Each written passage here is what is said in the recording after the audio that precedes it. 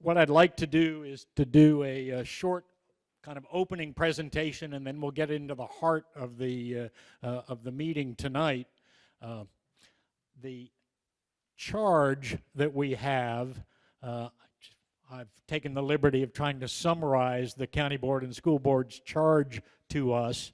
The charge that we have is to try to develop a consensus through conversation and discussion, through getting information, develop a consensus regarding our future revenue and facility needs as a community.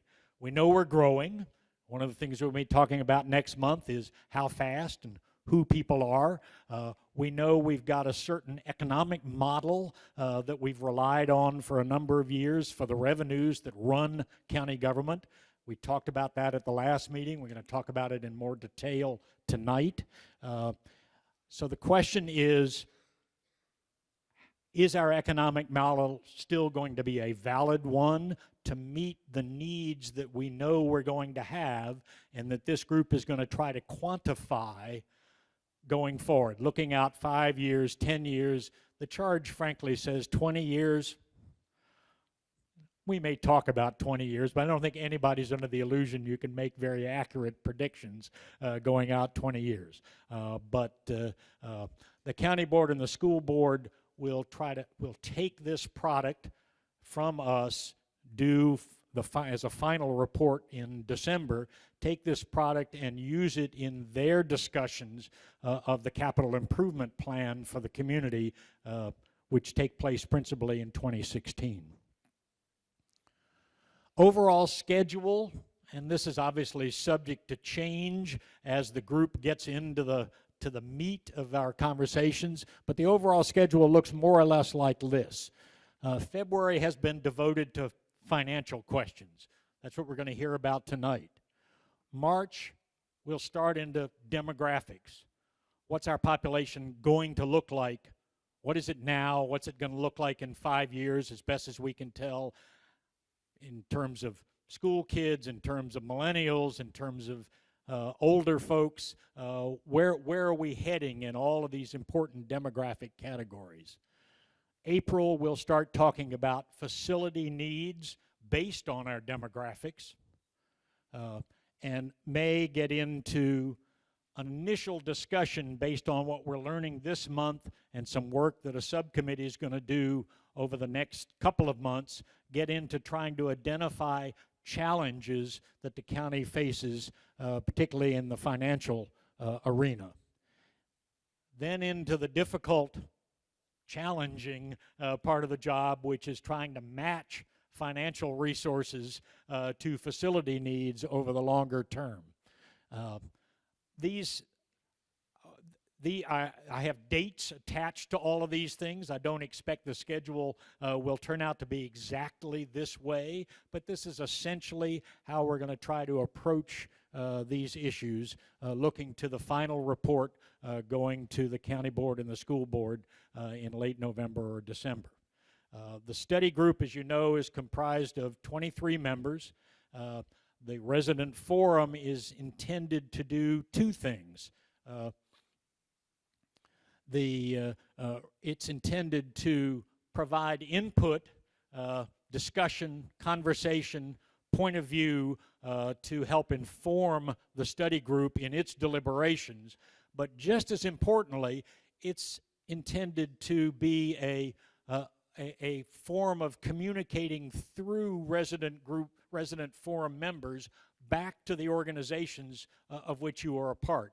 If you're here representing a PTA or a civic association or a nonprofit, we're looking to you to inform that membership of what the conversations are all about and to bring back information that you may be getting from those members to further inform the discussion.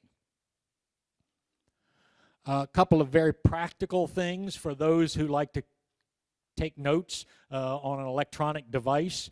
The Wi-Fi password for APS guest is knowledge. That's true, by the way, in all of the schools. The project has a website, which you'll see up there on the screen.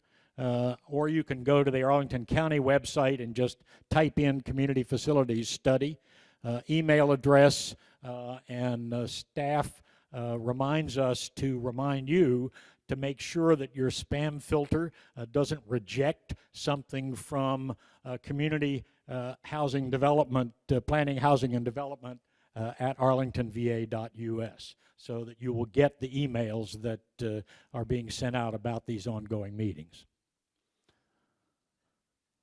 I talked about the role of the resident forum. Tonight we're going to do this meeting in two parts. We're going to hear initial presentations from several speakers about economic and financial issues affecting the county. And after that, we're going to break up, go across the hall into the cafeteria and sit at tables, and you should have been given numbers as you came in the door, sit at tables to discuss the questions that have been posed in advance and that you'll see up on the screen in a few minutes, so that we can get feedback from the resident forum members. Each one of the tables will be facilitated by two members of the committee, one to sort of organize it and the other person to take notes, so that we can make sure that the input that we get from resident forum members gets back into the process. Where does it go? It goes, one, to staff, so that they can collate it all and put it together, and it'll go, in this case, to a subcommittee that has been appointed to look at challenges in the financial sector. And that subcommittee's report will come back to this group probably in May for further discussion. So what we hear from the resident forum tonight gets fed directly into those discussions, and it'll be back for further review and comment. I'm saying May. That's probably right. Depends on how quickly the committee works. Maybe it's worth taking a few minutes and just recapping what we heard at the first meeting on February 11. These were the general topics that were covered. Where does the county get its money? What's the role of the commercial sector in providing that money? And what is thought the future will hold for that? This, in basic terms, is where the county gets its money. Broken up in a pie chart, as you can see, 82% of it comes from local taxes. And of the local taxes, these are the elements of the local tax sources. The blue ones at the top are the real estate tax, which is obviously the dominant source of revenue for the county. And the single most important piece of information to pull from that is that residential and commercial are more or less 50-50 in terms of their contribution to the real estate tax, which is the largest source of revenue for the county. This tells you a little bit, and you're going to hear a good bit more about it, but how we stack up with others in the region in terms of what share of our real estate taxes comes from the commercial sector. And you can see this shows actually the residential, the homeowner portion. Prince William gets 78% of its revenues from homeowners. Arlington, 51% of its revenues. That's the essence of the economic model that has been underlie Arlington's budget process for the last 25 years at least. And we'll hear more about that tonight. Here are the questions that the people at the tables are going to be asked to discuss and give thoughts on.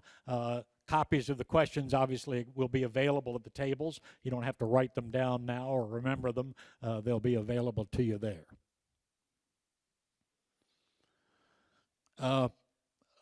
Looking ahead, we meet as a committee on the second and fourth Wednesday nights of every month. There will be additional meetings as well, but those are the meetings that have already been scheduled. Members of the resident forum are invited to attend any meeting you want to attend. The official meeting with the resident forum is on the fourth Wednesday, as it is tonight, of every month going forward. And you can see demographics and demographic forecasting will be the principal topics for discussion in March.